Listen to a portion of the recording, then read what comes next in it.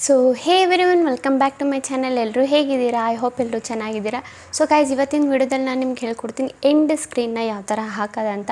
And guys, ನೀವು end screen ಹಾಕೋದ್ರಿಂದ ಯಾವ್ಯಾವ ಬೆನಿಫಿಟ್ಸ್ ನಿಮ್ಗೆ ಸಿಗುತ್ತಂತಲೂ ಹೇಳ್ತೀನಿ.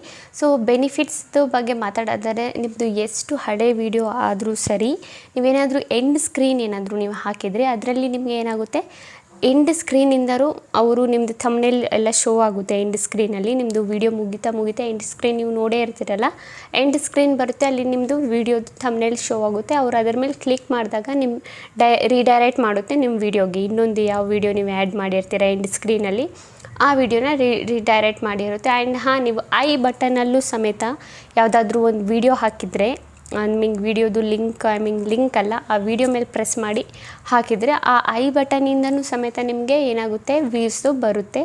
ಎಂಡ್ ಸ್ಕ್ರೀನಲ್ಲೂ ಮತ್ತು ಐ ಬಟನಲ್ಲೂ ವ್ಯೂಸು ನಿಮಗೆ ಸಿಗುತ್ತೆ. ಎಂಡ್ ಸ್ಕ್ರೀನಲ್ಲಂತೂ ನಿಮಗೆ 100% ವ್ಯೂಸು ಸಿಗುತ್ತೆ. ನಿಮ್ಮ ವೀಡಿಯೋ ಎಷ್ಟೇ ಹಳೇದಾಗಿದ್ರೂ ಸರಿ, ಅದರಲ್ಲಿ ವ್ಯೂಸು ಬಂದೇ ಬರುತ್ತೆ.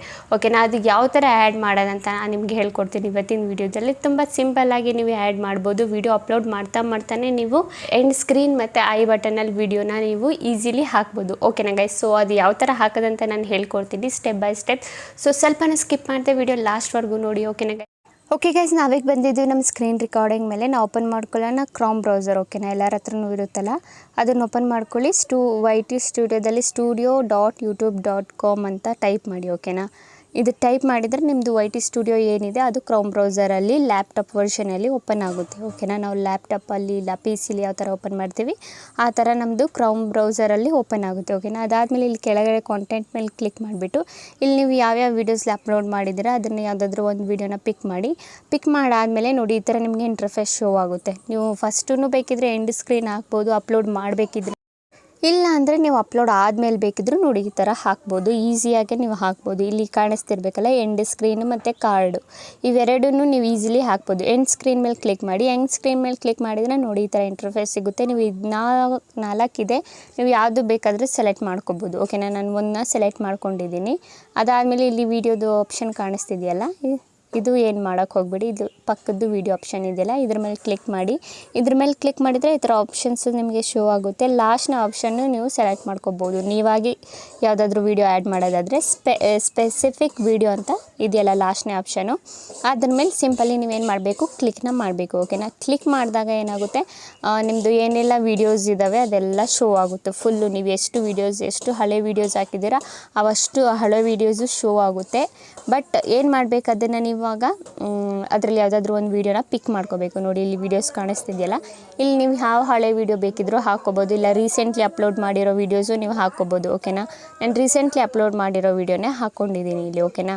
ಇಲ್ಲ ಹಳೆ ವೀಡಿಯೋನೂ ನೀವು ಹಾಕ್ಬೋದು, ಏನು ಪ್ರಾಬ್ಲಮ್ ಇಲ್ಲ. ನಿಮ್ಗೆ ಯಾವುದು ಹಳೆ ವೀಡಿಯೋ ಪಾಪ್ಯುಲರ್ ಆಗಿದೆ ಅದನ್ನು ಬೇಕಿದ್ರೆ ಹಾಕ್ಬೋದು ಇಲ್ಲಿ. ಅದಾದಮೇಲೆ ಇಲ್ಲಿ ಸೇವ್ ಬಟನ್ ಕಾಣಿಸ್ತಿದೆಯಲ್ಲ, ಸಿಂಪಲಿ ಅದ್ರ ಮೇಲೆ ಕ್ಲಿಕ್ ಮಾಡಿದರೆ ಸೇವ್ ಆಗುತ್ತೆ. ಅದಾದಮೇಲೆ ನಾವಿಲ್ಲಿ ಕೆಳಗಡೆ ಒಂದು ಆಪ್ಷನ್ ಇದೆಯಲ್ಲ ಕಾರ್ಡ್ ಬಟನ್ ಯಾವ ಥರ ಹಾಕೋದು, ಐ ಬಟನಲ್ಲ ಅಂತ ತೋರಿಸ್ತೀನಿ ನಿಮಗೆ.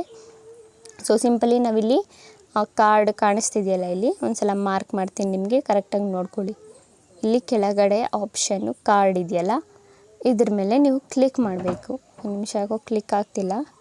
ಸೊ ಇನ್ನೊಂದು ಸಲ ನಾನೇನು ಮಾಡ್ತೀನಿ, ಮಾರ್ಕ್ನ ಮಾಡಿಬಿಟ್ಟು ನಿಮಗೆ ತೋರಿಸ್ಕೊಡ್ತೀನಿ. ಇಲ್ಲಿ ಕಾರ್ಡ್ ಇದೆಯಲ್ಲ, ಇದ್ರ ಮೇಲೆ ಕ್ಲಿಕ್ ಮಾಡಿ.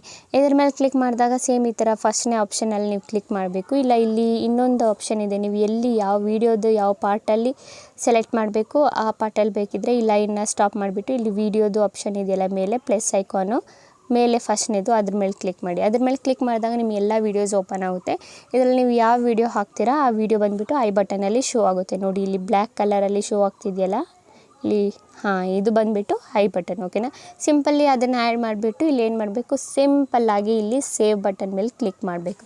ಸೇವ್ ಬಟನ್ ಮೇಲೆ ಕ್ಲಿಕ್ ಮಾಡಿದರೆ ನಿಮ್ಮ ಐ ಬಟನ್ದು ಏನಿತ್ತು ಕಾರ್ಡು ಅದೂ ಸೇವ್ ಆಗುತ್ತೆ. ಬಟ್ ನೀವು ಎಂಡ್ ಸ್ಕ್ರೀನ್ ಏನು ಹಾಕಿದ್ರಿ ಅದೂ ಸೇವ್ ಆಗುತ್ತೆ. ನಿಮ್ಮದು ಎಂಡ್ ಸ್ಕ್ರೀನಲ್ಲಿ ನಿಮ್ಮದು ವೀಡಿಯೋ ಲಾಸ್ಟ್ ಆಗ್ತಾ ಇನ್ನೊಂದು ವೀಡಿಯೋ ಬರುತ್ತೆ. ಆ ವೀಡಿಯೋದಲ್ಲಿ ಅವ್ರಿಗೇನಾದರೂ ಇಂಟ್ರೆಸ್ಟ್ ಇದ್ದರೆ ಅದ್ರ ಮೇಲೂ ಕ್ಲಿಕ್ ಮಾಡಿಬಿಟ್ಟು ಅವ್ರ ವೀಡಿಯೋನ ನೋಡ್ತಾರೆ. ಆಗ ಏನಾಗುತ್ತೆ, ವ್ಯೂಸ್ನೂ ಜಾಸ್ತಿ ಆಗುತ್ತೆ. ಐ ಬಟನಲ್ಲೂ ಸಮೇತ ಅವ್ರು ಏನು ನೋಡ್ತಾರೆ ಓದ್ಬಿಟ್ಟು ಅದ್ರ ಮೇಲೆ ಕ್ಲಿಕ್ ಮಾಡಿದರೆ ಅದರಲ್ಲೂ ಕೂಡ ಏನಾಗುತ್ತೆ, ನಿಮ್ಮದು ವ್ಯೂಸು ಜಾಸ್ತಿ ಆಗ್ತಾ ಹೋಗುತ್ತೆ ಹಳೆ ವೀಡಿಯೋಸ್ದು. ಓಕೆನಾ ಗೈಸ್? ಎಲ್ಲ ಅರ್ಥ ಆಯ್ತಲ್ಲ? ಓಕೆ ಗೈಸ್, ಈಗ ವಿಡಿಯೋ ಇಷ್ಟ ಆಗಿದ್ರೆ like and comment and subscribe ಮಾಡಿ. ಇದೇ ಥರ ಇನ್ಫಾರ್ಮೇಟಿವ್ ವಿಡಿಯೋ ನಾನು ನೆಕ್ಸ್ಟ್ ಟೈಮ್ ತೊಗೊಬರ್ತೀನಿ. ಅಲ್ಲಿವರೆಗೂ ಬಾಯ್ ಗೈಸ್.